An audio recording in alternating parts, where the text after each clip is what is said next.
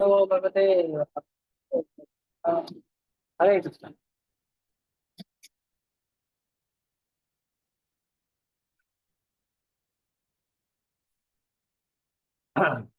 हम पढ़ रहे हैं श्रीमद् भागवतम स्कंद 1 अध्याय 8 और श्लोक संख्या 19। ठीक है, तो आप लोग डिसाइड करिएगा।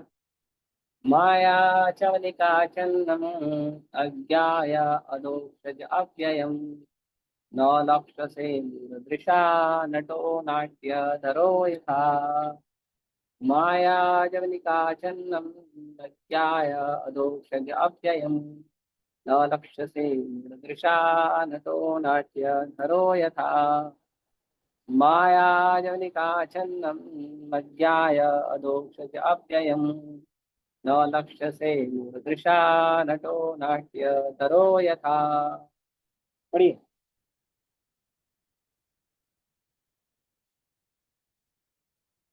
हरे कृष्ण प्रभु जी। माया जवनिका आख्यम अज्ञा अदोक्षजम अव्ययम न लक्ष्य से मूढ़ दृशा नत नाट्यधरो यथा। हरे कृष्ण। और कोई? हरे कृष्णा प्रभु जी। माया जवनिका छन्नम अज्ञाधोक्षजमव्ययम न लक्ष्यसे मूढ़दृशा नटो नाट्यधरो यथा। हरे हम्म, और कोई?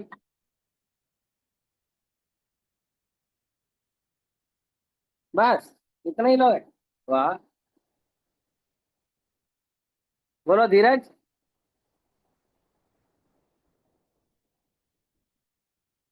धीरज, ऋषिका, सुश्री, तनुजा। इंग्लिश है क्या तमिल है? हिंदी है, इंग्लिश है?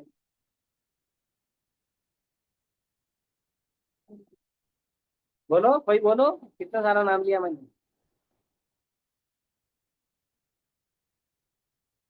ठीक है, इच्छा नहीं। ओके, शब्दार्थ अनुवाद और तात्पर्य कुछ वैचारानंद भक्ति वेदांत स्वामी से तो बात की जाए। माया ठगने वाली,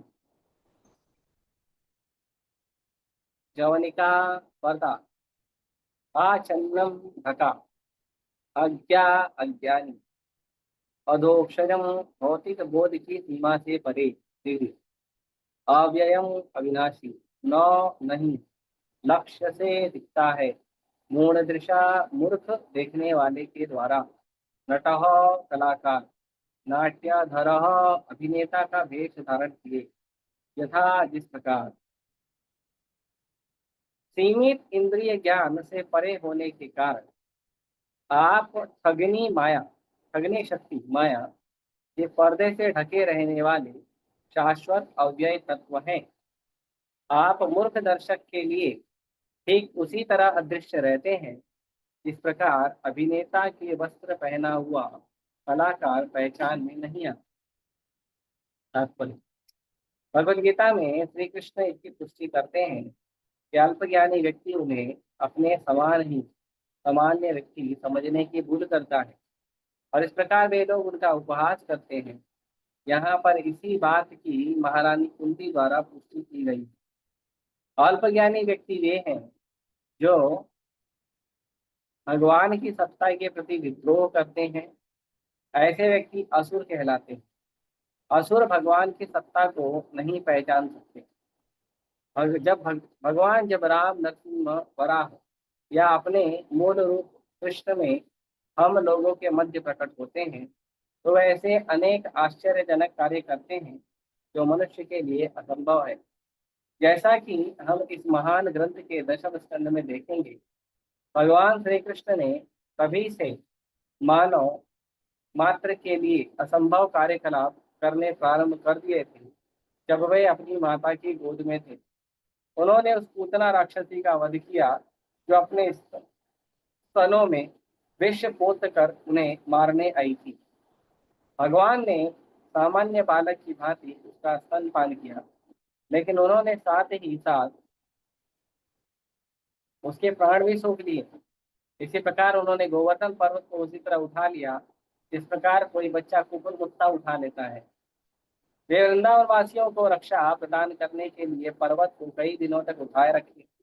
ये भगवान के कतिपय अति मानवीय कार्यकलाप है, जिनका वर्णन पुराणों, इतिहासों तथा उपनिषदों में हुआ है।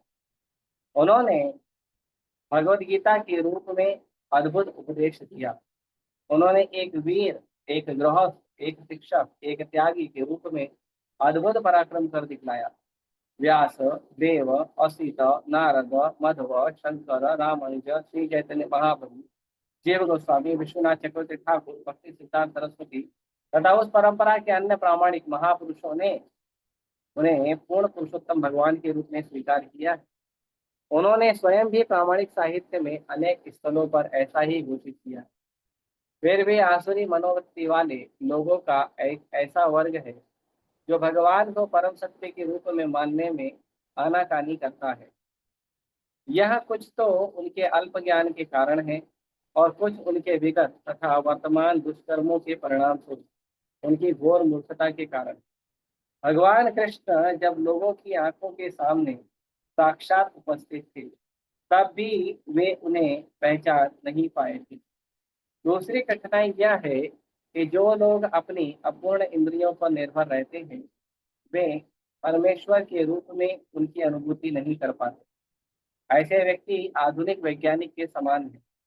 ये सारी वस्तु को अपने प्रयोगात्मक ज्ञान से जानना चाहते हैं, लेकिन परम पुरुष को अपूर्ण प्रयोगात्मक ज्ञान के द्वारा जान पाना असंभव है। यहाँ पर उन्हें अधोक्षज कहा गया है, अर्थात वे प्रयोगात्मक ज्ञान की परिधि से परे हैं। हमारे इंद्रियां अपूर्ण हैं। हम दावा करते हैं कि हम सारी वस्तुएं देख सकते हैं, लेकिन हमें कुबूल करना होगा कि हम केवल कुछ भौतिक परिस्थितियों में ही वस्तुओं को देख सकते हैं, और वे भी हमारे वश में नहीं होती। भगवान इंद्रिय गम्य नहीं है। महारानी कुंती सत्यजीव की और विशेष रूप से अल्पज्ञ स्त्री जाति की इस नीचता को स्वीकार करती है। अल्पज्ञ लोगों के लिए मंदिर, मस्जिद या गिरजाघर जैसे वस्तुओं की आवश्यकता होती है। इससे वे भगवान की सत्ता को पहचाने तथा ऐसे पवित्र स्थलों में भगवान के विषय में प्रामाणिक व्यक्तियों से श्रवण कर सके। अल्पज्ञों के लिए आध्यात्मिक जीवन का ऐसा शुभारंभ आवश्यक है, और मूर्ख लोग ही इन पूजा स्थलों की स्थापना का विरोध करते हैं, जिनकी आवश्यकता जनता में आध्यात्मिक गुणों के मानदंड को ऊपर उठाने के लिए पड़ती है। अल्पज्ञों के लिए मंदिरों, मस्जिदों या गिरजाघरों में जाकर भगवान की सत्ता के समक्ष नतमस्तक होना उतना ही लाभप्रद है जितना उन्नत भक्तों के लिए क्रियात्मक भक्ति सेवा द्वारा भगवान का ध्यान करना। ओम अज्ञानतिमिरान्धस्य ज्ञानाञ्जनशलाकया चक्षुरुन्मीलितं तस्मै श्रीगुरुवे नमः। श्रीचैतन्यमनोभीष्टं स्थापितं येन भूतले स्वयं रूपा कदा मह्यं ददाति संस्थान्तिः। वन्देऽहं श्रीगुरुं श्रीयुतापदकमलं श्रीगुरून् वैष्णवांश श्रीरूपं साग्रजातं सहगणरघुनाथान्वितं तं सजीवं साद्वैतं सावधूतं परिजनसहितं कृष्णचैतन्यदेवं श्रीराधाकृष्णपादा सहगणललिता श्रीविशाखान्वितां च नमो श्रीपादाय कृष्णकृष्णाय भूतले श्रीमते भक्तिवेदान्त स्वामिनिति नामिने। नमस्ते सारस्वती देवी गौरवाणी चारिणी निर्विशेष शून्यवादी पाश्चात्यदेशकारिणी। नमो विष्णुपादाय कृष्णकृष्णाय भूतले श्रीमते भक्तिसिद्धान्त सरस्वती नामिने। श्रीवार्षभानवी देवी दयिताय कृपाब्धये कृष्ण संबंध विज्ञान दायिनी प्रभवे नमः। माधुर्योज्जल प्रेमाढ्य श्री रूपानुग भक्तिदा श्री गौर करुणा शक्ति विग्रहाय नमस्ते। नमस्ते गौरवाणी श्रीमूर्तये दीनतारिणे रूपानुगाग्रउद्धाप सिद्धान्तद्वारहारिणे। नमो गौरचूराय साक्षात् वैराग्यमूर्तये विप्रलम्बरसाम्भूते पादाम्बुजाय ते नमः। नमो भक्ति विनोदाय सच्चिदानन्दनामिने गौरशक्तिस्वरूपाय रूपानुगवराय ते गौराविर्भाव निर्दिष्टा सत्यनाप्रिय वैष्णव सार्वभौम श्री जगन्नाथाय ते नमः। वाञ्छाकल्पतरुभ्यश्च कृपासिन्धुभ्यैव च पतितानां पावनेभ्यो वैष्णवेभ्यो नमो नमः। नमो महावदन्याय कृष्णाय कृष्णाय कृष्णचैतन्य नाम्ने गौरक्षे नमः। पंचतत्वात्मकं कृष्णं भक्तरूपस्वरूपकं भक्तावतारं भक्ताख्यं भक्तिशक्तिकं हे कृष्ण करुणा सिंधु दीनबंधु जगतपते गोपेश गोपिकान्त राधाकान्त नमस्ते। जयतां सुंदरोर्भंगो मौ मंदमते गति मत्सर्वस्य बाधां भुजो राधा मदन मोहनो दिव्यवृंदारण्यकल्पमाधव श्रीमद्रत्नागार सिंहासनस्थौ श्रीमद् राधा श्री गोविंद कृष्णादिनी से योमानुस्मरन् श्रीमान रासरसारंभी वंशे वर्तकरिस्थितः दर्शन वेणुफलैर्गोपी गोपीनाथाय चेतनः तप्तकाञ्चन गौराङ्गी राधे वृंदावनेश्वरी वृषभानुसुते देवी प्रणमामि हरिप्रिये। जय श्री कृष्ण चैतन्य प्रभु नित्यानंद श्री अद्वैत गदाधर शिवासादि गौरभक्तवृंद। हरे कृष्णा कृष्णा कृष्णा हरे हरे हरे राम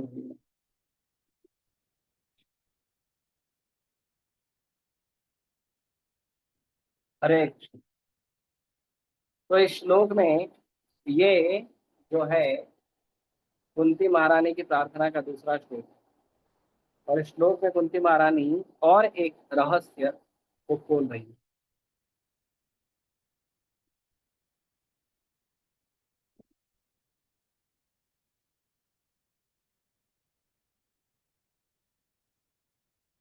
यहाँ कुंती महारानी कह रही है माया जवनिका चन्नम।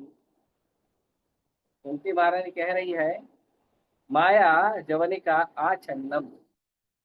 तो कुंती महारानी कहती है कि आप जो है आप माया के आवरण से आछन्नम छुप जाते हैं।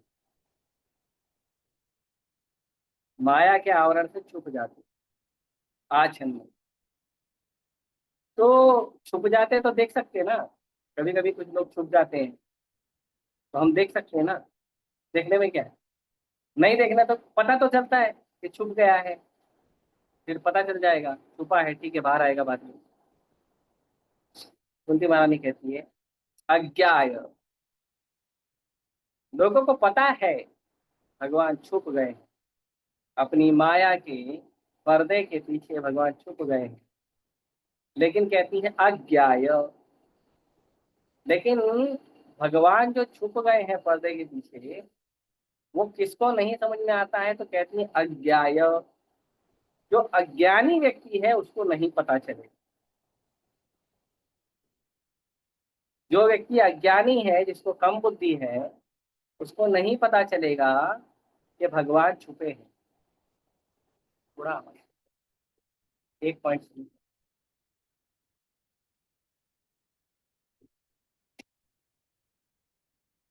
डायरेक्ट।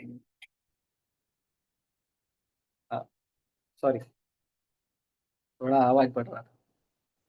चलेगा ना। तो कह रही हैं अज्ञाय। जो भगवान जो है अपनी माया के द्वारा भगवान क्या करते हैं। भगवान छुप जाते हैं। अब इस बात को कुंती महारानी इस बात को बता रही हैं। इसी बात को भगवान भगवद गीता में खुद बोलते हैं। ये खिड़की खोल। भगवान भगवद गीता में खुद बोलते हैं कि मैं खुद को ढक लेता हूँ। कैसे ढक लेता हूँ। भगवान कहते हैं नाहम प्रकाश सर्वस्य योग माया समावृता। मैं जो हूँ मैं अपने आप को ढक लेता हूँ। मैं सबके सामने आता नहीं हूँ। मैं सबके सामने नहीं आता। मैं अपने आप को ढक लेता हूँ। कैसे ढक लेता हूँ। योग माया समावृता है ना। मैं योग माया के आवरण के पीछे अपने आप को छुपा लेता हूँ। और वहां पे भी भगवान यही शब्द यूज करते हैं मूढ़ो यम नाभिजाना। यहाँ कुंती महारानी कहती है अज्ञाय और वहां भगवान कहते हैं मूढ़ो यम। तो अज्ञाय और मूढ़ो यम दोनों एक ही शब्द है लगभग एक ही है। इसमें जो अज्ञाय शब्द है वो थोड़ा ठीक है। लेकिन जो मूढ़ोयम शब्द है वो थोड़ा ज्यादा क्या कहते हैं, दुख देने वाला है।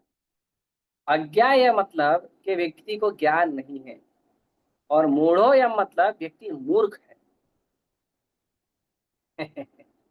तो कुंती महारानी कहती है कि जो अज्ञानी लोग हैं भगवान, वो आपको नहीं देख सकते, और भगवान कहते हैं जो मूर्ख है वो मुझे नहीं देख सकते।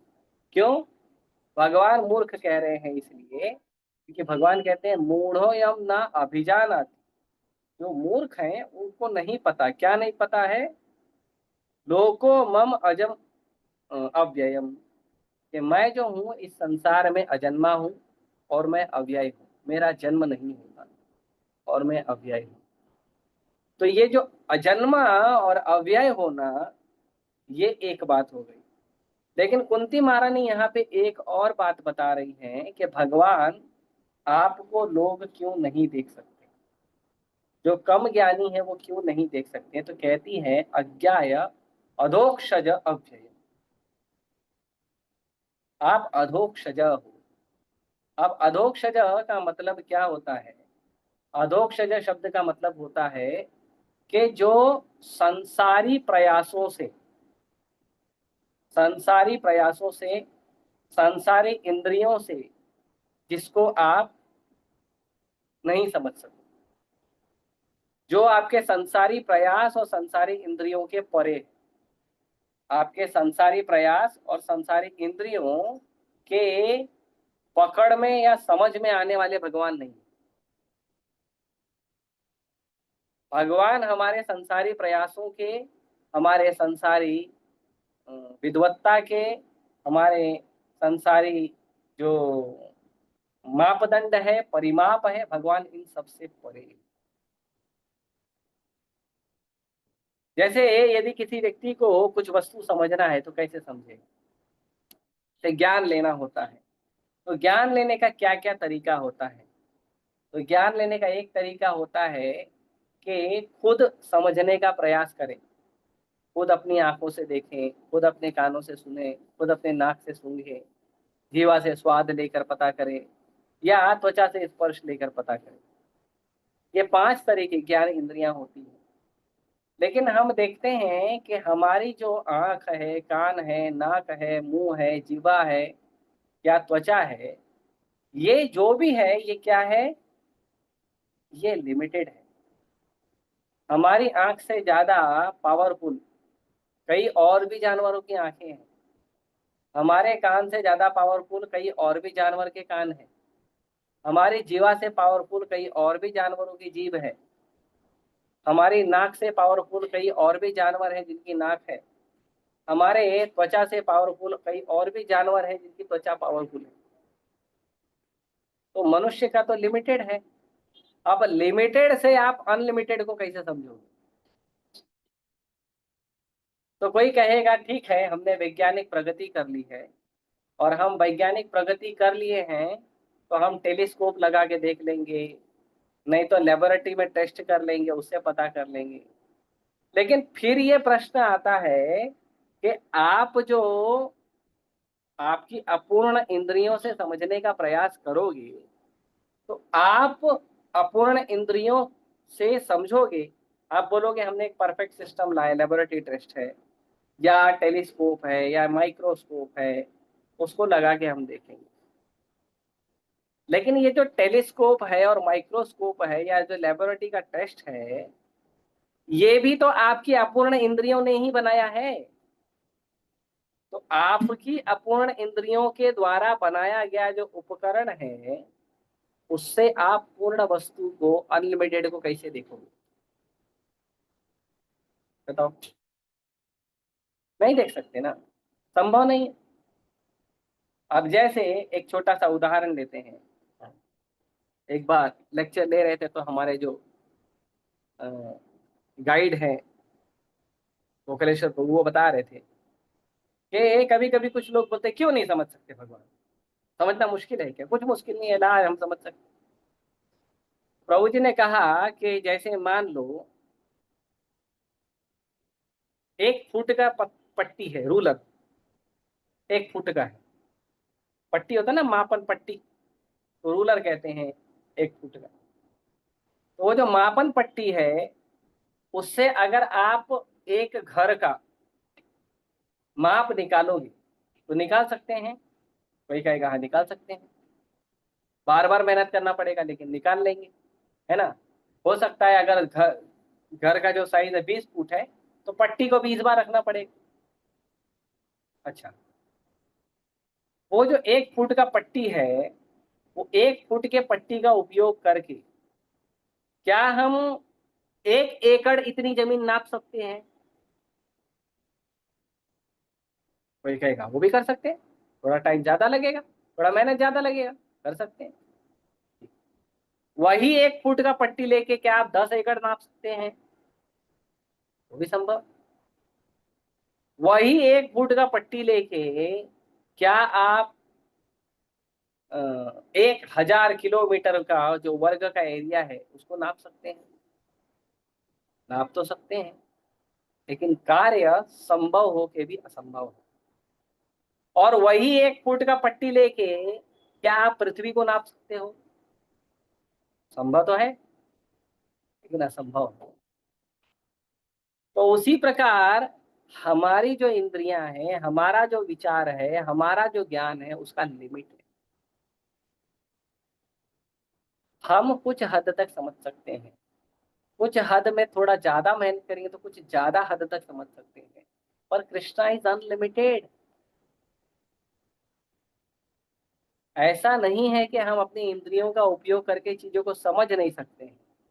हम अपनी इंद्रियों का उपयोग करके चीजों को समझ सकते हैं, लेकिन कृष्ण जिस लेवल पे है, उस लेवल पे हमारी इंद्रियां जो है उसका उपयोग करके हम नहीं समझ सकते, क्योंकि हमारे इंद्रियों से समझने की शक्ति या ज्ञान लेने की शक्ति तो है, लेकिन कृष्ण का जो ज्ञान है उसको हम अपने एक्सपेरिमेंट से नहीं समझ सकते, बिल्कुल नहीं समझ सकते। तो कोई कहेगा क्यों नहीं समझ सकते? मैं ट्राई करूंगा, मैं प्रयास करूंगा, मैं ट्राई करूंगा, मैं समझूंगा। तो यहाँ पे कुंती महारानी दूसरा शब्द लगा रही हैं, कहती हैं न लक्ष्य से मूढ़ दृशा। पहले तो बोली अज्ञानी लोग नहीं समझ सकते क्योंकि आप अधोक्षज हो।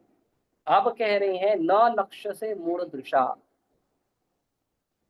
हे भगवान आप जो हो, आप अज्ञानी लोगों के समझ में तो नहीं आते हो, और मूर्खों को तो आप दिखते भी नहीं हो। हैं?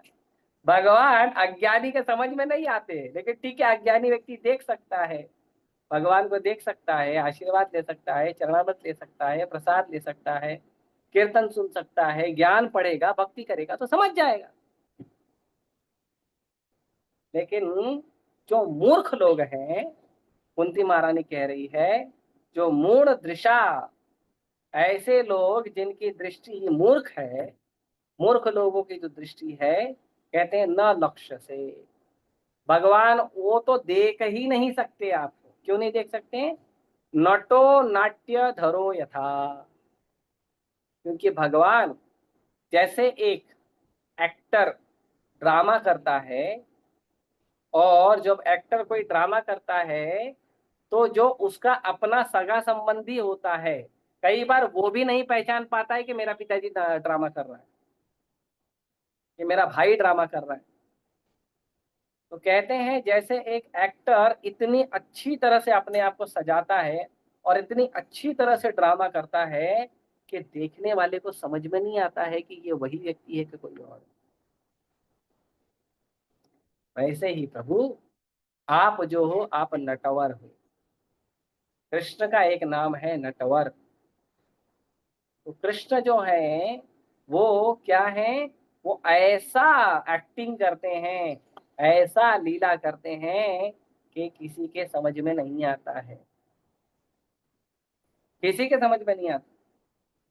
कोई व्यक्ति, पहले तो मूर्खों के तो समझ में नहीं आएगा, भगवान मूर्खों के समझ में तो गलती से भी नहीं आते हैं, क्योंकि मूर्ख तो मूर्ख होते हैं, वो हर चीज को गलत ही समझते हैं, उनको अच्छा भी चीज दिखाओ तो गलत ही समझते हैं। अब जैसे कुछ दारू पीने वाले हैं, दारू पीने वाले जो मूर्ख लोग हैं, जो दारू को बहुत अच्छा समझते हैं। अब आप उसको जाके ज्ञान दो कि दारू पीने से नुकसान होता है, ये होता है, वो होता है, तो पता है क्या करेगा? वो आपको बिठाएगा और आपको दूध पीने का नुकसान बताएगा। जो व्यक्ति दारू पीने वाला है, वो दारू पीने वाला व्यक्ति को जो है वो आपको दूध पीने का नुकसान बताएगा। क्यों बताएगा? क्योंकि वो मूर्ख है। वो व्यक्ति मूर्ख है। मूर्ख मतलब जो ज्ञान लेना ही नहीं चाहता है, उसको वो मूर्ख कहते हैं। तो ऐसे जो मूर्ख लोग हैं, ऐसे मूर्ख लोगों को भगवान दिखते नहीं। तो प्रभुपाद जी यहाँ पे तात्पर्य में भी प्रभुपाद जी इन बातों का ही उल्लेख करते हैं कि भगवान जो है, भगवान सबको दिखते नहीं, भगवान सबके समझ में नहीं आते। भगवान हमारे इंद्रियों की परिधि के परे है। हमारी जो इंद्रियां हैं, उन इंद्रियों से भगवान परे है। भगवान संसार में है, संसार के हैं, संसार के स्वामी हैं, लेकिन भगवान को समझने के लिए हर व्यक्ति सक्षम नहीं। भगवान को समझने के लिए हर व्यक्ति के अंदर हिम्मत नहीं, क्योंकि उसके लिए सबसे पहला लगेगा आपको श्रद्धा, आदौ श्रद्धा। यदि हमको ज्ञान नहीं है तो हम कैसे समझें? हमको ज्ञान नहीं है तो भी हम समझ सकते हैं यदि श्रद्धा रखकर ज्ञान को सुनेंगे, विश्वास से सुनेंगे कि जो भी हमें ये साधु बता रहा है, गुरु परंपरा में कोई साधु हमें ज्ञान दे रहा है, जो भी हम सुनेंगे श्रद्धा रखकर तो हमें पता चले। लेकिन यदि हम अपनी जिद मार के बैठेंगे, नहीं नहीं जब तक मुझे समझ में नहीं आएगा मैं नहीं समझूंगा, तो भैया 2 + 2 4 आपने कैसे समझा ये बताओ? आपको कैसे पता कि कौन सी मात्रा को कैसे घुमाएंगे तो 2 होता है, कौन से को कैसे घुमाएंगे तो प्लस होता है, और कौन से को कैसे घुमाएंगे तो 4 होता है? आपको कैसे पता है कि कौन से डायग्राम को 4 बोलते हैं, कौन से डायग्राम को 2 बोलते हैं? बताइए, हमको कैसे पता? हमको तो पता नहीं। हमने टीचर की बातों पे विश्वास, इसको 2 बोलते हैं, इसको प्लस बोलते हैं, इसको इक्वल्स टू बोलते हैं, इसको 4। अच्छा, 2 + 2 4 ही क्यों बोलते हैं? 2 + 2 5 भी तो बोल सकते हैं, 6 भी तो बोल सकते हैं। नहीं, बचपन में जो टीचर ने सिखाया हमने उसको स्वीकार किया, 2 + 2 4, और उसको हमने श्रद्धा रखकर सुना, तब जाके हम स्वीकार करते हैं। अगर हम उसी समय छोटे से बच्चे हैं, चुन्नू से चड्डी पहन के गए हैं अपने किंडल गार्डन में, और वहां पे टीचर ने बोला 2 + 2 4, ए टीचर मेरे समझ में नहीं आया, ठीक से समझाओ। टीचर बोलेगी बेटा तेरा चॉकलेट खाने का टाइम है, श्रद्धा रख के सुन ले, है ना? तो ये जो चीजें हैं, ये चीजें हमें समझ में आती है जब हम श्रद्धा रखकर ही भगवान के ज्ञान को समझा जा सकता है। वरना संसारिक जो जीव हैं वो कैसे हैं? वो हैं अबोध जात। संसार में जब जीव आता है तो संसार में जीव क्या आके क्या करता है? वो अज्ञानी होता है। इसीलिए तो उसको स्कूल जाना पड़ता है, कॉलेज जाना पड़ता है, अखबार पढ़ना पड़ता है, बुक्स पढ़ने पड़ते हैं, यूनिवर्सिटी जाना पड़ता है, कोई व्यक्ति उसको बिठा के समझाता है, ज्ञान देता है। अज्ञानी है तभी ना। जब वो पूरी तरह ज्ञानी है तो उसको ज्ञान की क्या जरूरत है? उसको ज्ञान की आवश्यकता है, लेकिन वो अज्ञानी है, इसीलिए उसको स्कूल भेजा जाता है, होमवर्क करवाया जाता है, नहीं करता तो थपेड़ा मार मार के करवाया जाता है, कॉलेज भेजा जाता है, बंक मारता है तो फिर उसका पेनल्टी बनाना पड़ता है। तो इस तरह से धीरे धीरे धीरे धीरे धीरे धीरे उसको आदत लगाई जाती है। उसको आदत लगाई जाती है कि धीरे धीरे धीरे धीरे वो क्या करे? वो ज्ञान को लेने का प्रयास करे। जब वो धीरे धीरे ज्ञान को लेने का प्रयास करता है, तब जाके उसको थोड़ा थोड़ा ज्ञान होता है। तो इसमें जो अबोध जाता है, अब वो व्यक्ति वो चाहता है कि मुझे ज्ञान मिल जाए, मुझे भगवान का भक्ति मिल जाए। जैसे कुछ लोग बोलते हैं हम तो मन में भक्ति करते हैं। मन में खाना खा लो, मन में कपड़े पहन लो, नहा के आओ, मन में कपड़े पहनो, कैसे लगोगे? फीके लगेंगे।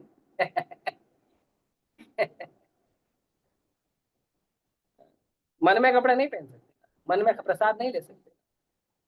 आपको स्कूल जाना, मन में बैठो, मन में स्कूल पहुंच जाओ, मन में टीचर नहीं मिले। और टीचर मन में आएगा तो बहुत जोर से डांटेगा, चल इधर स्कूल आ। पैर से चल के, मन से स्कूल आने की जरूरत नहीं है। तो मन से नहीं होता है, उसके लिए हमें ठीक ज्ञान लेना पड़ता है और प्रयास करना। वरना भगवान बहुत क्लियर कहते हैं, जैसे प्रभुपाद जी शुरुआत में ही कहते हैं कि भगवान कहते हैं कि जो कम बुद्धि वाले हैं वो मुझे क्या समझते हैं, मुझे मनुष्य समझते हैं। अव्यक्तम व्यक्तम आपन्नम मन्यन्ते माम बुधया। जो कम बुद्धि वाले हैं वो लोग भगवान को क्या समझते हैं, मनुष्य समझते हैं, और ये उनकी सबसे बड़ी भूल है। इस संसार में भगवान को इंसान समझना और इंसान को भगवान समझने से ज्यादा बड़ा भूल और उससे बड़ा अपराध है ही नहीं। और ये मूर्ख व्यक्ति लोग, इंसान लोग जो भगवान का ज्ञान वेदों शास्त्रों पुराणों से नहीं लेते हैं, ये लोग क्या करते हैं, ये लोग यही सबसे बड़ी भूल करते हैं। इसीलिए भगवान इनके बुद्धि के, इनके परिधि में, इनके परिमाप में कभी आते ही नहीं है। भगवान आएंगे समझ में, भगवान अपनी मर्जी से समझ में आए। हमारे प्रयास से भगवान समझ में आने वाला है। तुम्हारा प्रयास का वैल्यू क्या है? कितना प्रयास करके आप क्या बन जाओगे? कितना भी प्रयास करोगे तो भी कितना भी बड़ा, कितना ही बड़ा, कितना ही बड़ा बनोगे, फिर क्या होगा? एक दिन मर जाओगे, सारा प्रयास का हारी बोलोगे। तो कितना भी बड़ा प्रयास करके हम इतने बड़े नहीं बन सकते हैं कि कृष्ण को समझ सके, कृष्ण को जान सके। और इस बात को कुंती महारानी बहुत क्लियर कहती है, अज्ञाय अधोक्षज अव्यय। कि भगवान जो कम बुद्धि वाले हैं, जो आपको, आप जैसे अधोक्षज इंद्रियों के परे स्वामी को नहीं समझ सकते हैं। क्यों? क्योंकि आप अव्यय हो। संसार में हर कुछ व्यय है, सब कुछ खर्च होता है। नहीं खर्च होता है तो केवल कृष्ण और कृष्ण से जुड़ी चीज। जैसे आपने खाना लिया और खा लिया, खाना लिया खा लिया, खाना खाया पेट में गया, उसको दूसरे दिन जो है शौच में निकाल दिया, खत्म। लेकिन अगर खाने को आपने भोग लगाया है तो आपने उसका जो अन्न खाया है, अन्न आपके शरीर में गया, आपका उससे पेट भर गया, शरीर को शक्ति मिल गई, दूसरे दिन शौच में चले गया। लेकिन उसके अंदर जो कृपा है वो फिक्स होती है, वो आपको मिल गई, और वो अनंत काल के लिए फिक्स होगी। आप कोई गाना गा रहे हो मनोरंजन के लिए, है ना? तो मनोरंजन के लिए आप गाना गा रहे हो, तो गाना आप गाते हो भी, कुछ बहुत सारे लोग गाना गाते हैं। आजकल तो हमने ये भी देखा है कि लोग क्या है, उनके फोन लिस्ट में 1000 2000 गाने होते हैं। वो गाना सुनते हैं, सुनने के बाद 5 5 मिनट फिर चेंज करते रहते हैं। और कई कई बार तो बहुत सारा गाना चेंज करते थे, 1 मिनट के अंदर ही 4 5 गाना चेंज कर, ये पसंद नहीं है, वो नहीं है, वो नहीं। क्यों? सारा गाना तो आपने चुन के ही भरा था ना अपने मोबाइल के अंदर, फिर क्यों पसंद नहीं आ रहा? क्योंकि संसारी वस्तुओं का जो स्वाद है वो जल्दी खत्म हो जाता है, अव्यय है, खर्चा हो जाता है। लेकिन ये हरे कृष्णा वाले हैं, जब से चैतन्य महाप्रभु इसका प्रचार किया, हरे कृष्ण महामंत्र का 500 साल हो गए, सुबह शाम दिन रात हरे कृष्णा का ही कीर्तन करते हैं। अलग अलग ट्यून में गाते, लेकिन हरे कृष्णा ही गाते। दूसरा कुछ नहीं गाते। भगवान का कीर्तन है, वैसे ही है। 5000 साल से लोग भागवतम पढ़ रहे हैं, 5000 साल से लोग गीता पढ़ रहे हैं, लगभग 20 लाख साल से लोग रामायण पढ़ रहे हैं, लेकिन उसका टेस्ट अभी तक गया नहीं। है तो एक बुक, उससे ज्यादा क्या, लेकिन उसका टेस्ट अभी तक गया नहीं, उसका ज्ञान अभी तक गया नहीं, उसकी शक्ति अभी तक गई नहीं। क्यों? क्योंकि ये कृष्ण से जुड़ा है। हमारा देश का जो संविधान है वो भी बनाया गया था 1950 में। 1950 में देश का संविधान बनाया गया, और ये संविधान को 75 साल में लगभग 120 बार बदला गया है, 120 बार उसके अंदर संशोधन किया गया। और गीता भगवान ने 5000 साल पहले 700 श्लोक बोला और वो अभी तक चेंज नहीं हुआ, as it is, no change. क्योंकि ये भगवान का ज्ञान है, ये अधोक्षजा है, ये हमारे इंद्रियों के परिमाप के परे है। कोई व्यक्ति लेबोरेटरी में टेस्ट करके कुछ ज्ञान प्राप्त भले कर ले, लेकिन वो भगवान के ज्ञान को लेबोरेटरी में नहीं प्राप्त कर सकता। कोई व्यक्ति अपनी बुद्धि से कुछ तर्क वितर्क भले कर ले, लेकिन वो अपनी बुद्धि से कृष्ण को नहीं समझ सकता। कृष्ण को समझने के लिए कृष्ण की दी हुई बुद्धि चाहिए। ददामि बुद्धि योगम तमी ये नमा उपयान्ति ते। भगवान कहते हैं जब मैं बुद्धि देता हूं तभी समझ में आएगा, नहीं तो नहीं आएगा। कृष्ण और कृष्ण के भक्त ऐसे निराले लोग होते हैं कि इनका जो कर्म और इनका जो जन्म है वो दिव्य होता है, और वो जड़ बुद्धि के लोग नहीं समझ सकते। उसको समझने के लिए उनकी ही कृपा लगती है, और कोई नहीं समझ सकता। कृष्ण की कृपा से ही कृष्ण को समझ सकते हैं। ऐसे एक कुछ भक्तों ने एक बढ़िया गाना बनाया है, कृष्ण कृपा हो तभी कृष्ण का नाम ले सकूं, नहीं तो थोड़ी ले सकूं। कृष्ण की कृपा होगी, वैष्णव की कृपा होगी, साधु का आशीर्वाद होगा, तब जाके हमारे जीव पे हरे कृष्ण कृष्ण कृष्ण हरे हरे, हरे राम राम राम हरे हरे भगवान हमारे जीव पे प्रकट होते हैं। इतना आसान नहीं है कलयुग के जीव के लिए कि उसके जीव पे भगवान प्रकट हो जाए। तो कुंती महारानी कहती है आप अधोक्षज हो, आप भौतिक इंद्रियों के परे हो। आपको कोई भी व्यक्ति भौतिक इंद्रियों से न समझ सकता है न जान सकता है, और न लक्ष्य से मूढ़ दृशा, और आप उन लोगों को दिखते ही नहीं हो। किसको? कटो नाट्य धरो यथा, जो मूर्ख लोग हैं उन मूर्खों को आप दिखते नहीं। भगवान तो प्रकट हुए थे ना, हस्तिनापुर के राज दरबार में भगवान प्रकट हुए। वहां पे दुर्योधन था, कर्ण था, अश्वत्थामा था, दुर्योधन के 100 भाई थे, धृतराष्ट्र था, विदुर थे, बहुत सारे लोग थे। पूरी हस्तिनापुर की सभा खड़ी है। भगवान वहां पे पीस मैसेंजर, शांति दूत बन के गए। भगवान ने वहां अपना रूप दिखाया, विश्व रूप दिखाया। वो विश्व रूप जो है, वो विश्व रूप भीष्म पितामह देख पाए, विदुर देख पाए, बाकी लोग देख नहीं। क्यों? भगवान तो वहीं खड़े हैं। तो भागवतम में अ, श्रुत देव करके एक भक्त होते हैं, वो बताते हैं भगवान आप सामने होके भी जो मूर्ख हैं, या जो नास्तिक हैं, या जो अज्ञानी हैं, या जो अभक्त हैं, वो सामने होके भी आपको क्यों नहीं देख पाते हैं? क्योंकि आप अपनी जो ब्रह्म ज्योति है, अपनी ब्रह्म ज्योति से उनके आंख के आगे पर्दा डाल देते, तो वो आपको नहीं देखते हैं, आपकी ब्रह्म ज्योति को देखते हैं, और उनको लगते हैं भगवान निराकार है। भगवान निराकार नहीं है, भगवान का सुंदर रूप है, श्यामम त्रिभंग ललितम नियता प्रकाशम। लेकिन भगवान के शरीर से जो प्रकाश निकलता है, ब्रह्म ज्योति निकलता है, वो प्रकाश, वो ब्रह्म ज्योति ही जो है वो अज्ञानी नास्तिक लोगों को हक देता है, उनकी आंखों के आगे आ जाता है, और वो नहीं समझ सकते भगवान। इसीलिए जो व्यक्ति भगवान के ज्ञान को सुनने समझने के लिए श्रद्धा नहीं रखता है, भक्तों के पास बैठकर प्रेम पूर्वक समझने का प्रयास नहीं करता है, भागवत गीता जैसे शास्त्रों का अध्ययन करने के लिए श्रद्धा पूर्वक प्रयास नहीं करता है, ऐसे व्यक्ति को भगवान कभी समझ में नहीं आएंगे। भगवान सामने भी आ गए तो भी ये गधे लोग नहीं समझ पाएंगे। क्यों? नटो नाट्य धरो यथा। क्यों नहीं समझ में आएंगे? भगवान तो नटवर है, भगवान तो ऐसा ड्रामा करते हैं, अच्छे अच्छे लोगों की आंख से जो है ओझल हो जाते हैं।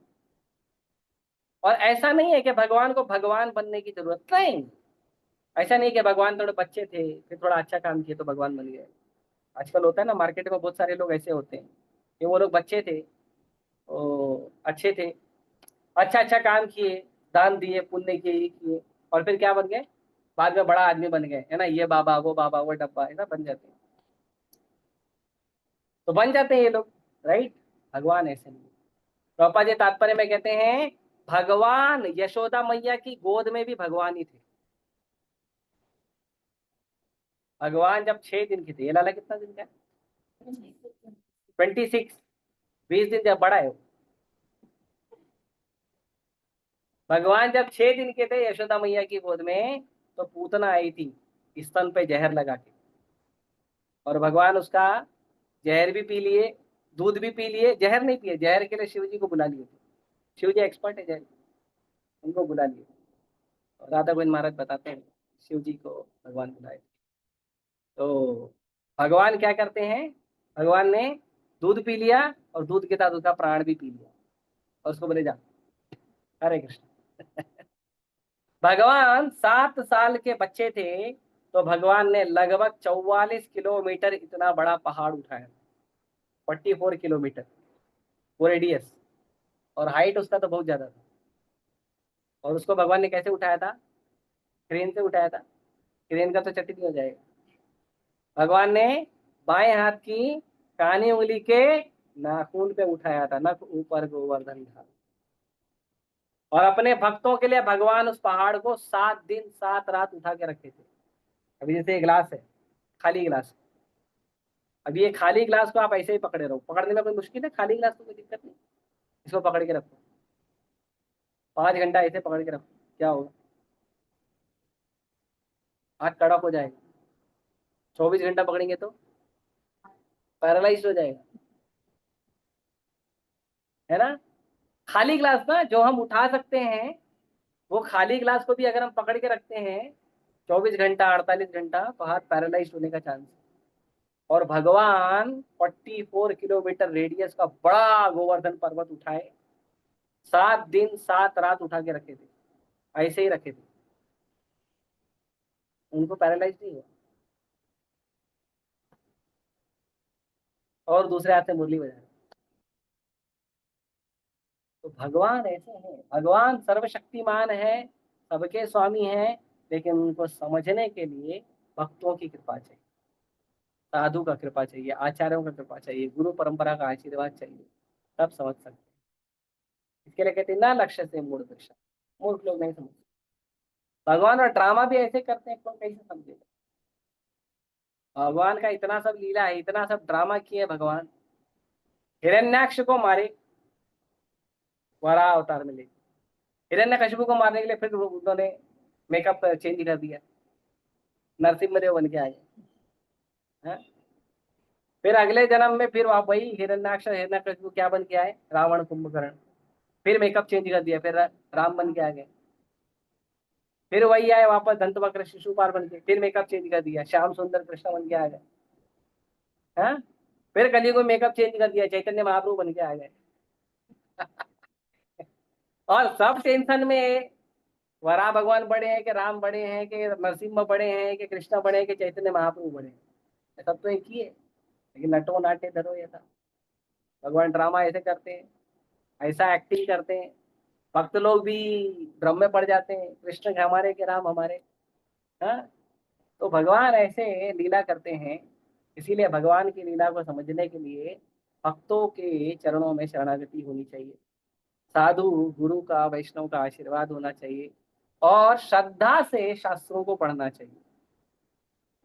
अगर हम ज्ञान लेने का प्रयास करेंगे तो श्रद्धा से लेना चाहिए, परंपरा से ज्ञान लेना, तब हम थोड़ा थोड़ा समझ पाएंगे। ठीक है, तो तात्पर्य बहुत बड़ा है, पूरा तात्पर्य एक्सप्लेन करने जाऊंगा तो मुझे कम से कम 3 घंटा चाहिए, तो पॉसिबल नहीं है, तो मैंने तात्पर्य को शॉर्ट करके एक्सप्लेन किया है। किसी को कोई प्रश्न है तो पूछ सकते हैं। हरे कृष्ण।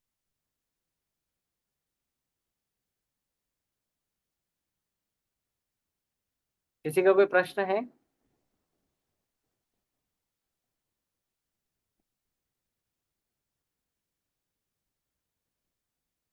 हरे कृष्णा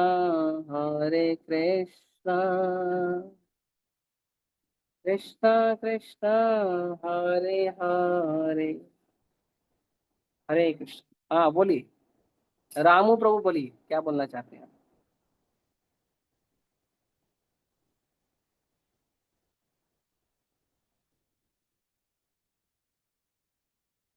कुछ प्रश्न है आप लोग का?